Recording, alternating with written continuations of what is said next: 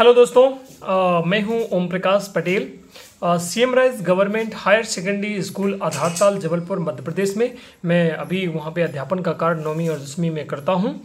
तो मेरे मन में ये प्रश्न उठा कि 17 तारीख को पेपर है। फिलहाल आज जो है 15 मार्च 2023 है और कल 16 है और परसों आपका सुबह 9 बजे से परसों मतलब कि 17 तारीख को 9 से 12 के बीच में आपका पेपर होगा। तो अब बच्चे बहुत सारे ये तैयारी में लग गए होंगे, आधी किसी ने तैयारी कर ली होगी, लेकिन मुझे लगता है कुछ लोग अभी भी इंजॉय ना कर रहे हों, ऐसा कभी कभी डर लगता है। तो इसी सिलसिले में मैंने सोचा है कि चलिए मैं थोड़ा आज बच्चों से बात करता हूँ कि तैयारी कैसे करें, कक्षा 10वीं की तैयारी कैसे करें। तो उसी सिलसिले में आपसे आज हम प्रत्येक क्रम से बताना शुरू करते हैं।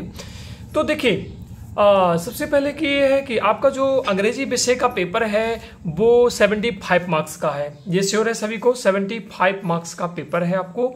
और 75 मार्क्स में आपको क्या करना है कि section A, section B, section C, section D, 4 section है आपके। सेक्शन ए की तैयारी कैसे करें? तो सेक्शन ए की तैयारी करने के लिए सबसे पहले आप क्या करेंगे? सेक्शन ए की तैयारी करने के लिए आपने त्रैमासिक का पेपर दिया है, अर्धवार्षिक का पेपर दिया है, अभी 4 सेट पेपर दिए हैं। हाँ, हालांकि इस साल प्री बोर्ड का पेपर नहीं हुआ, तो प्री बोर्ड के बदले में उन्होंने अंग्रेजी विषय के 4 सेट हल के रूप में सॉल्व करने के लिए आए थे। उसका सॉल्यूशन कर लीजिए। हल भी आपके शिक्षकों ने करवाया होगा, जैसे कि मैंने भी करवाया है, प्रोवाइड भी हो गया है सोशल मीडिया पे हर जगह। तो सेक्शन 1 में उनमें कुछ नहीं करिए, आप हल ना कीजिए तो कम से कम उनके जो आंसर वगैरह हैं उन आंसर्स को क्या कीजिए विद्यार्थियों, आंसर जितने भी हैं, उत्तर हैं, उन सभी को आप हल कर लीजिए एक तरह से। तो आंसर देख लीजिए कि इसका आंसर हो सकता है कि उन्हीं में से कोई एक पैराग्राफ या पैसेज, कोई भी पैसेज उन्हीं में से अनसीन पैसेज जिसको बोलते हैं आ जाए, क्योंकि 10 नंबर की अनसीन पैसेज होती है। बाय द वे अगर आप करके आ जाते हैं तो 10 नंबर आपके श्योर हैं, ठीक है।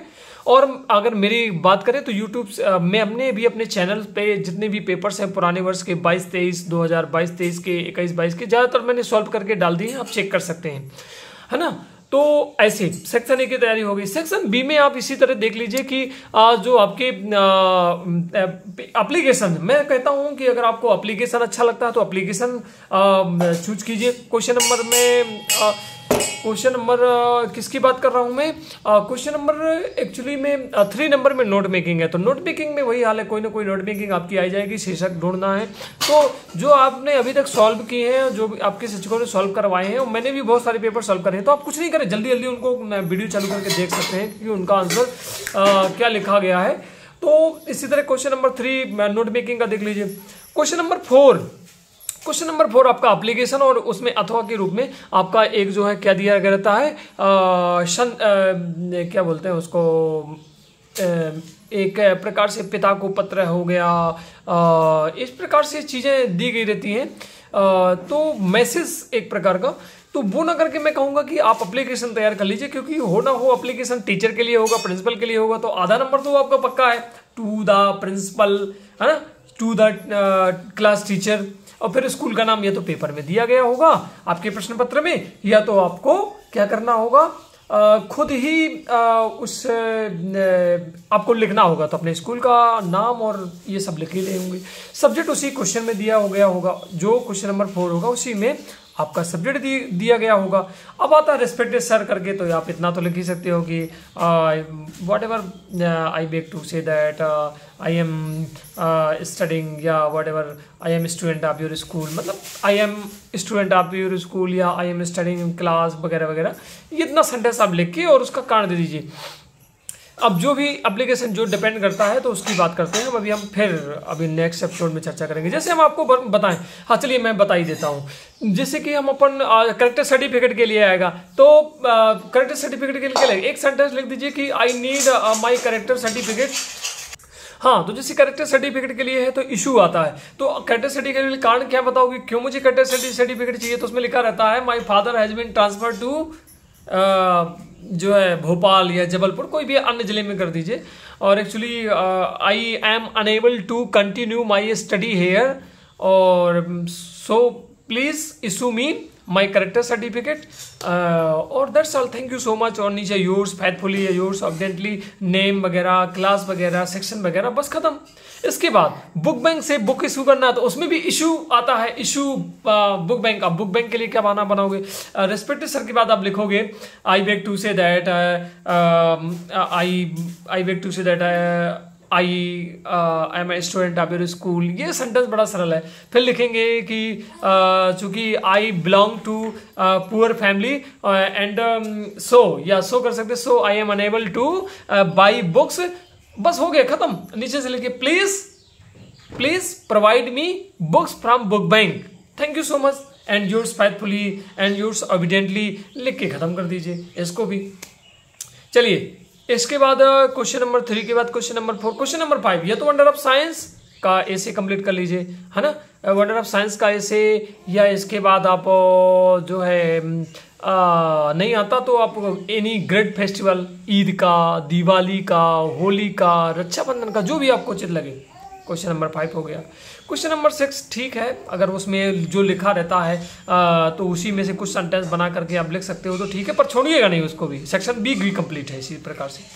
अब प्रश्न आता है कि सेक्शन सी की तैयारी कैसे करें।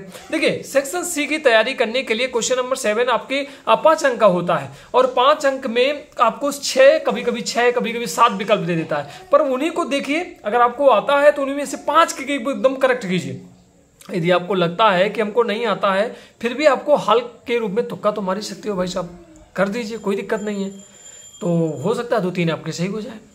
चलिए ठीक है। अब क्वेश्चन नंबर 8 की बारी आती है तो थोड़ा डिफिकल्ट पड़ जाता है। अगर आपसे बनता है तो ठीक है, अन्यथा मैं सजेस्ट करूंगा कि जो आपकी मर्जी हो आंसर नंबर डाल के करिए जरूर, ठीक है।